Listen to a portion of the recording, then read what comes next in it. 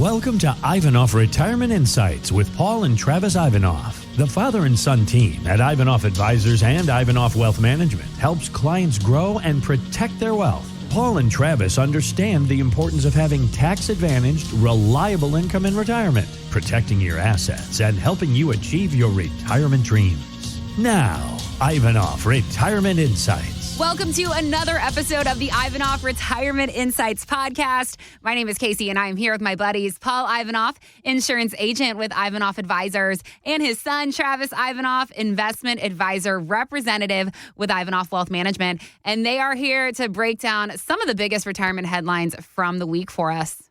Guys, it's not an episode of Ivanoff Retirement Insights until we talk a little taxes. An article I saw this week at Kiplinger asked a financial advisor about the 3 retirement tax areas that they nag their clients about most. Here's what he said: taxes on different income, taxes on gifts, and property taxes. So can you guys explain how these areas are taxed, and are there any others on your list? Let's go through the list. Let's start with taxes on different income.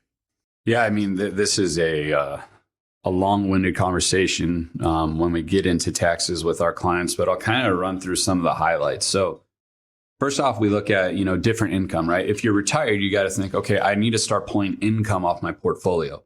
And whatever I pull, that could adjust my Social Security taxes I'm going to pay. It can adjust how much I'm going to pay in Medicare. Most of that money that's coming off an IRA, or all of the money coming off an IRA and whatnot, is going to be taxed as ordinary income. So when we look at building out your distribution plan in retirement, we want to be mindful of what buckets we're pulling from, whether it's Roth money, non-qualified money, IRA money. What are we pulling from, and what are the unintended consequences from that distribution? Like I said earlier, is it going to be Medicare? Is it going to, hey, my Social Security is taxed a lot more?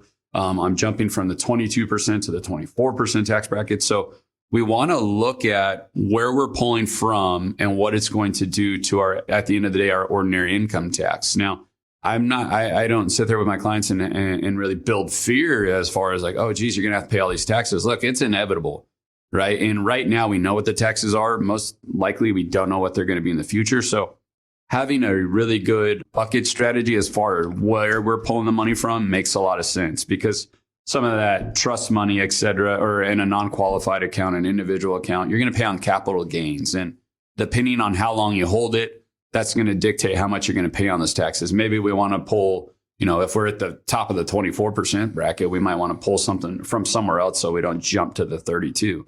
So that's one thing we're always looking at. I think that's a huge thing. And then, oftentimes the question is, how much can I gift to my kids without needing to file a gift tax return?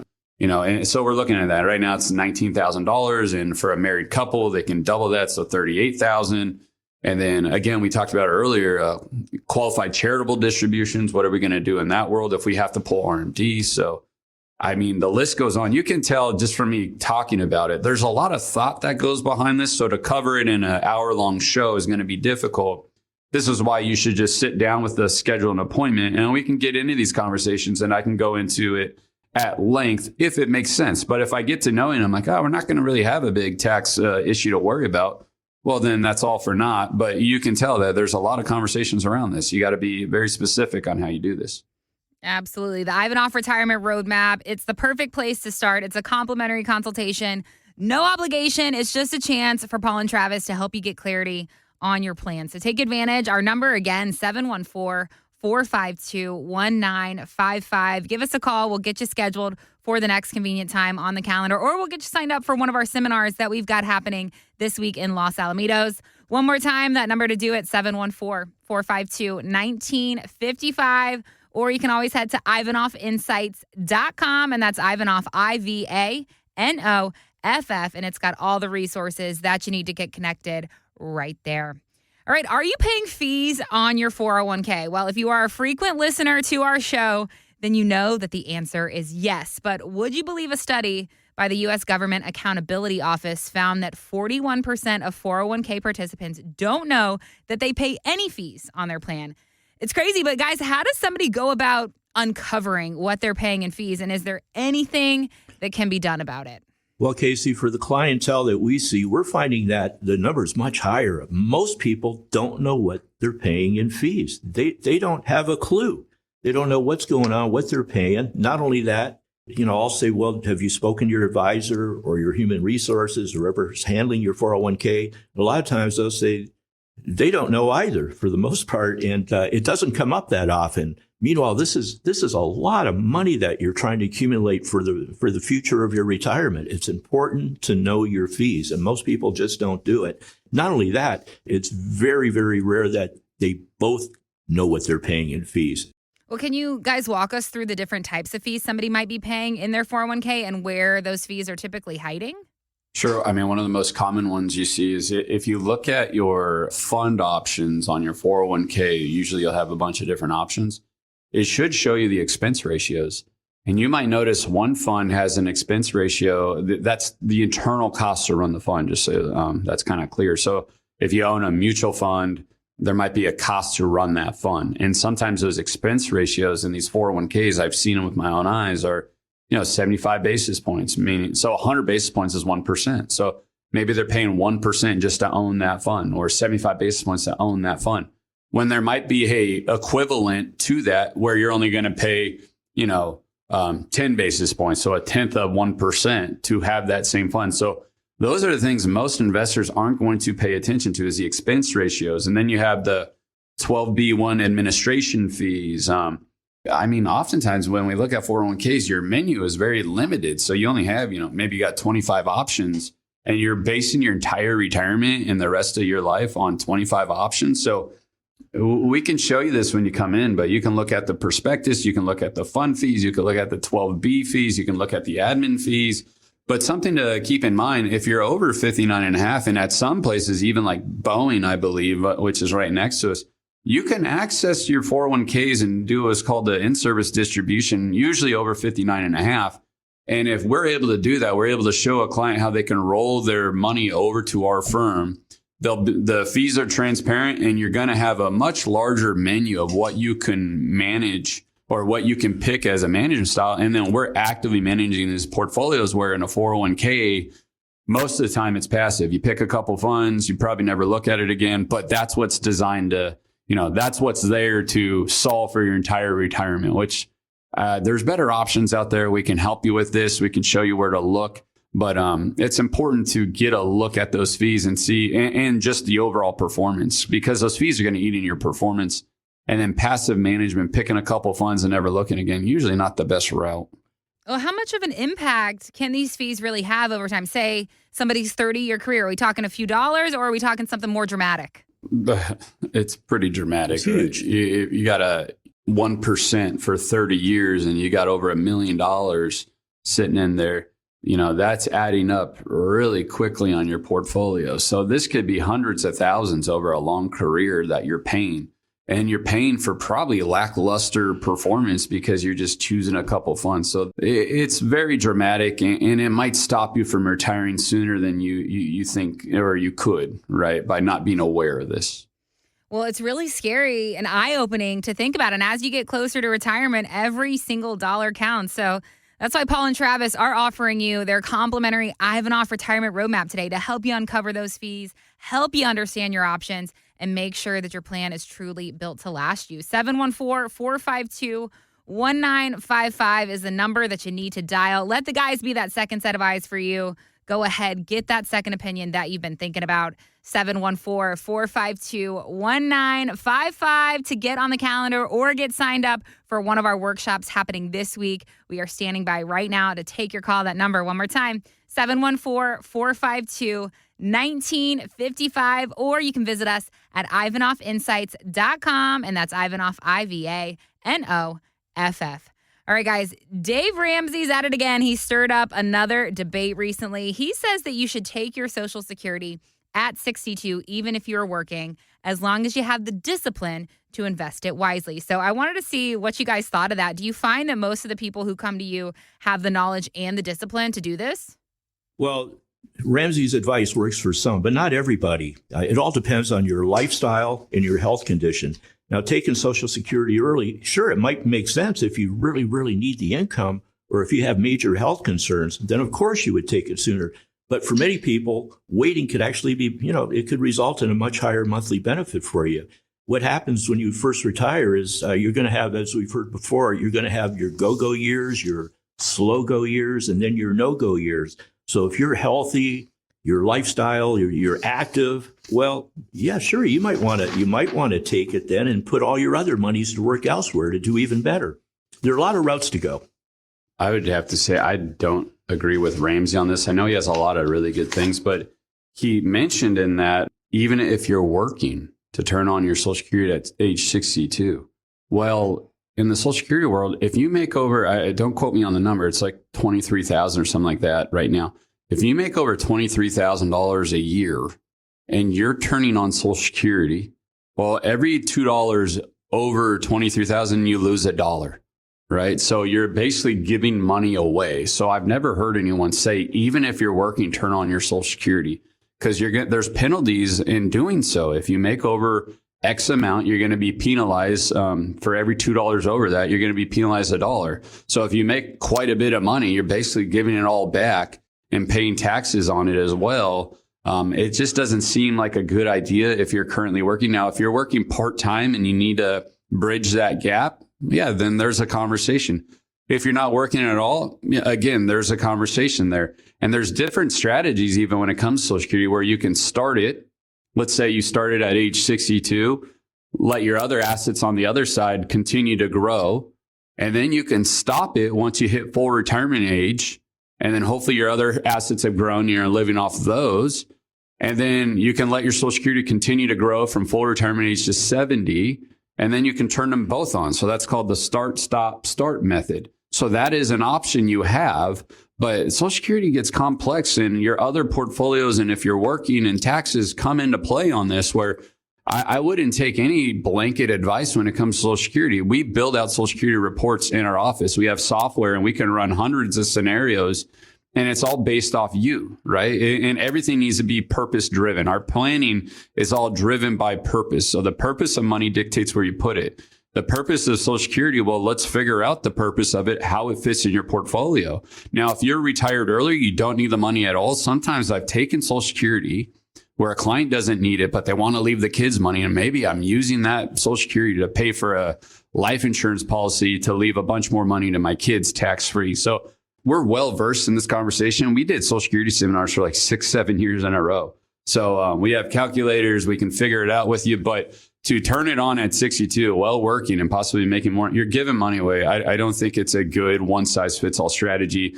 And most retirement planning, all retirement planning isn't a one-size-fits-all. That's why you need our Ivanoff Retirement Roadmap. And I can show them, hey, if we turn on 62, if we turn on 65, if one spouse turns it on and the other one lets theirs grow, not a one-size-fits-all. You should sit down with us where, I get passionate about it. I did Social Security planning for so long and still do it every day. So I'm sorry, Mr. Ramsey, but I don't really agree with that advice there. Dave, if you are listening, we are sorry. But listen, if you're ready to talk through your retirement plan, Travis and Paul, they are ready to. We've got Ashley and Amber standing by at the office right now. They're ready to find you that next convenient time on the calendar. You've just got to call 714-452-1955. Travis and Paul will do this first meeting completely complimentary.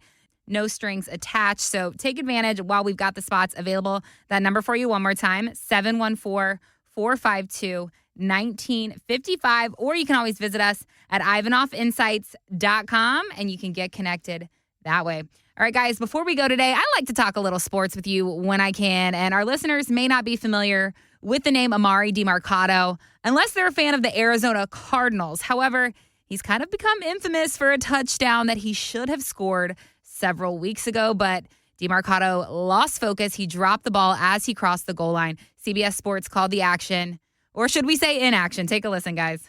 DiMercato off to the races. Touchdown. A 72-yard sprint. He may have dropped the ball. Did he drop it early? You see him kind of put it on his fingertips, but did he have control before that thing broke the planes? Ruling on the field of a touchdown is under review. So Tennessee actually ended up getting the ball back and coming back to win the game. So a huge snafu for him. But I was thinking about this from a retirement perspective, guys. And fumbles can also happen when you are about to retire. So talk to us about how you can help your clients maintain their focus and make it all the way past that goal line? Well, Casey, a lot of people, when they go to retire, they come to see us. But, we really got to start working with you several years prior. That way we can have a game plan and your money will have a purpose. The purpose of money dictates where we put it. And again, planning is so much better than guessing. You can't wait to the last minute and have a favorable outcome. What are some common distractions or some common misconceptions that cause people to quote unquote drop that ball financially as they approach retirement? I mean, I think the biggest one we see is people that are chasing gains and getting greedy. Hey, the S&P's on a tear. It's doing really well. And they never pull any of those gains off the table, right? We're in the red zone of life when it comes to retirement planning. You're at 60. We're in the red zone. We're just trying to score. And I'll give you another one. This guy fumbled, but do you remember the Seattle Seahawks when Pete Carroll called a pass? They threw an interception at like the 1 yard line when they had Marshawn Lynch in the backfield and could have won the Super Bowl. A lot of people are doing that same thing or fumbling in like the Cardinals over here in the red zone of life. And now is time to de-risk. Do not chase the gains. Do not, what goes up must come down. Paper gains, paper losses. So it's all on paper. So if you're not doing anything to pull the gains off the table and maybe run the ball at this point, make sure you have a safe distribution plan, something that's going to keep you safer in the markets. You're essentially doing what Pete Carroll did for the Seahawks or this guy did on the Arizona Cardinals. We need to play it safe. We're in the red zone of life. We want to make sure we're not taking too much risk in our portfolio. Every purpose and every dollar in your portfolio needs to have a purpose. So you made it to the end zone. You made it to the red zone of life. Let's make sure you don't fumble. Let's make sure you don't throw an interception. And what really comes to my mind is too much risk, right? Do not have too much risk heading into retirement. Don't go listen to your nephew that told you to put $100,000 into Bitcoin. That might work for him. He might be in his 30s, but for you, you've already made it. Let's make sure you get down the mountain safely. Let's make sure you make it into the end zone. Do not take unnecessary risk. It's just not worth it for most of our clients at this age. Well, as we are taking this sports approach, you really are the coach for your clients in their retirement. So can you talk to us a little bit about how you coach your clients to stay mentally and financially engaged during those final working years before retirement? How do those conversations with your clients typically go? Yeah, something we also do. So we've covered a lot today. We got the Ivanoff Retirement Roadmap. We have the Ivanoff Retirement Quadrant System. I'll introduce one more, your Ivanoff Retirement Wealth Checkpoints. And what we're going through the wealth checkpoints is we're looking at, taxes, estate planning, insurance planning, income planning, risk mitigation. So we're doing this we review our income plans. And we're making sure that we're doing these checkpoints on your way to retirement or even retire to make sure we don't miss anything. So we want to help our clients stay focused. We want to review their income plans, reduce unnecessary risk, and make sure they have clarity and confidence in their retirement plan. Paul, Travis, thank you so much for your insight today. That is going to wrap it up for us today here on Ivanoff Retirement Insights. Big thanks to all of you for spending part of your weekend with us. And listen, it's like Travis said, we have covered a lot today. We know that. So if anything we talked about got you thinking about your own retirement strategy, I encourage you not to wait. Give us a call, 714-452-1955. You can claim your complimentary Ivanoff Retirement Roadmap. You can sit down with Paul and Travis face-to-face. Their beautiful brand new office is in Cypress in Orange County, or they're happy to meet with you virtually as well. Either way, you can work together to find that best path forward for whatever your personal situation may be. So that number for you again, 714-452-1955. We've got our teammates standing by right now, ready to help you out. So one more time, make sure that you've got this number written down. It's 714-452-1955. Or if online is easier for you, we are at ivanoffinsights.com. And from there, it's got all the different ways that you can get connected with us. That's going to do it for us on this episode of the Ivanoff Retirement Insights podcast. We'll be back next week with more great insight from Paul and Travis Ivanoff of Ivanoff Advisors and Ivanoff Wealth Management. We'll see you soon. Investment advisory services offered through Ivanoff Wealth Management, a registered investment advisor firm. Registration is not an endorsement by security regulators. By contacting us, you may be provided with information about insurance products, including annuities offered through Travis Ivanoff, California CRD number 325275. The firms are separate entities. Annuity guarantees rely on the financial strength and claims paying ability of the issuing insurance company and are not offered by Ivanoff Wealth Management Incorporated. Read your contract for restrictions, limitations, or penalties. Ivanoff Wealth Management is not licensed in all 50 states. To find out if Ivanoff Wealth Management is licensed in your state, please call 714-553-1490. Ivanoff Advisors is not affiliated with Ivanoff Wealth Management Incorporated. Advisory services are offered by Travis Ivanoff through Ivanoff Wealth Management. Insurance services are offered by Paul Ivanoff through Ivanoff Advisors. The aforementioned are unaffiliated companies. All content is for information purposes only. It is not intended to provide any tax or legal advice or provide the basis for any financial decisions, nor is it intended to be a projection of current or future performance or indication or future results.